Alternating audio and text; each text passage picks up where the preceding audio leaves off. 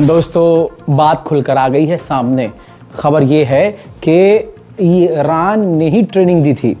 जी हाँ, जिन लड़ाकों ने, गज़ा के लड़ाकों ने इजराइल की जो औकात है वो दुनिया के सामने रखी और इजराइल को कुछ ही घंटों में धूल चटाई और ऐसा ऐतिहासिक हमला किया कि इजराइल पूरा बौखलाया हुआ है और एक के बदले वो 21 मार रहा है। इस पूरी ट्रेनिंग का ट्रेनर ईरान था। रिपोर्ट मौजूद है, तमाम चीज़ें साफ़ हो चुकी हैं। खबर ये भी है कि ईरान ने 500 लड़ाकों को ट्रेनिंग दी थी। साथ में ईरान ने हमले से कुछ दिन पहले ही, बल्कि 2 रिपोर्ट्स हैं, एक रिपोर्ट कह रही है कि कुछ घंटे पहले, एक रिपोर्ट कह रही है कुछ दिन पहले इस ग्रुप को, इस गाज़ा के लड़ाके संगठन को फंडिंग की थी। इसके बाद ईरान एक बार फिर से हाईलाइट हो गया है और एक बार फिर से मुसलमानों का फेवरेट बनकर उभर रहा है ईरान। जो कल तक ईरान को नफ़रत की निगाह से देखते थे, इस जंग में ईरान के लिए सभी के दिल में इज़्ज़त बढ़ गई है। मेरे दोस्तों देखिए, इजराइल ने जानकारी दे दी खुद।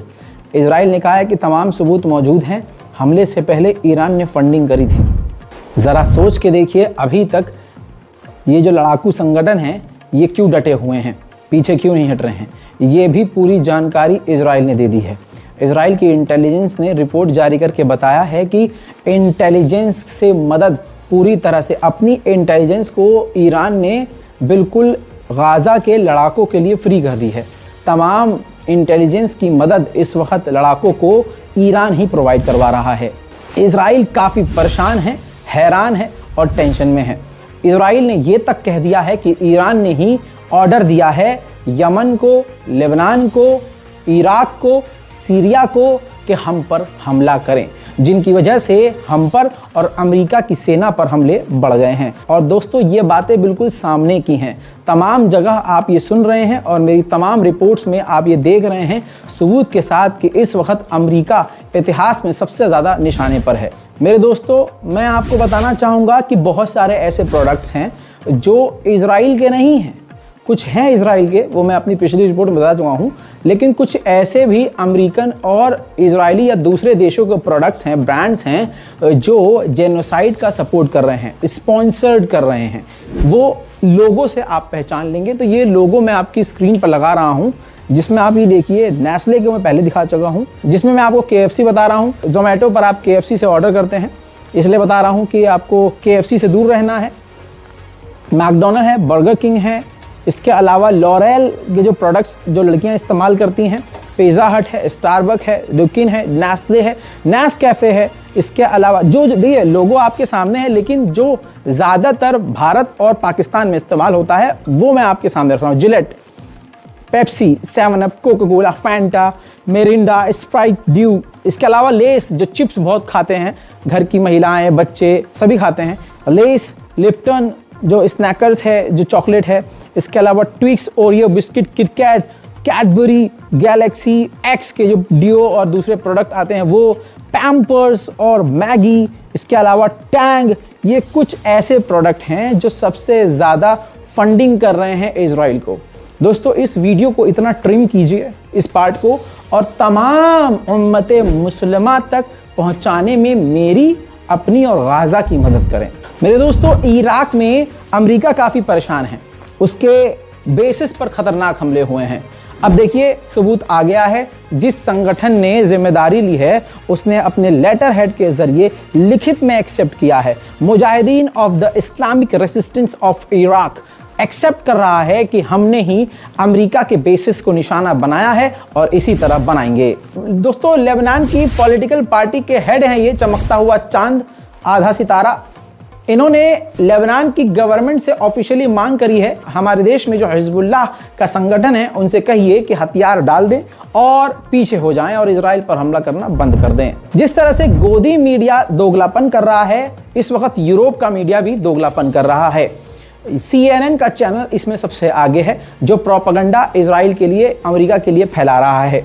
दोस्तों रामल्ला फिलिस्तीन के इलाके में जब ये CNN के पत्रकार को देखा गया तो तुरंत रामल्ला फिलिस्तीन के लोगों ने पत्रकारों को वहां से भगा दिया।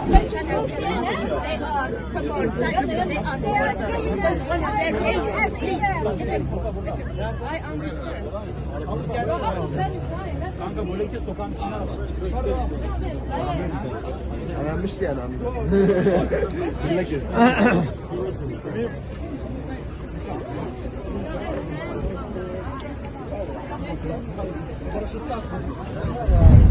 बरतानिया यानी ब्रिटेन का नंगापन आप इस तरह से समझ लीजिए कि इन तमाम कत्लेआम के बाद, 2000 बच्चों के मारे जाने के बाद, बच्चों की लाशों के टुकड़े, तमाम तस्वीरें सामने आने के बाद बरतानिया कह रहा है कि हमें यकीन है और हमें ऐसा नहीं लगता कि इजराइल ने कोई वॉर क्राइम किया है।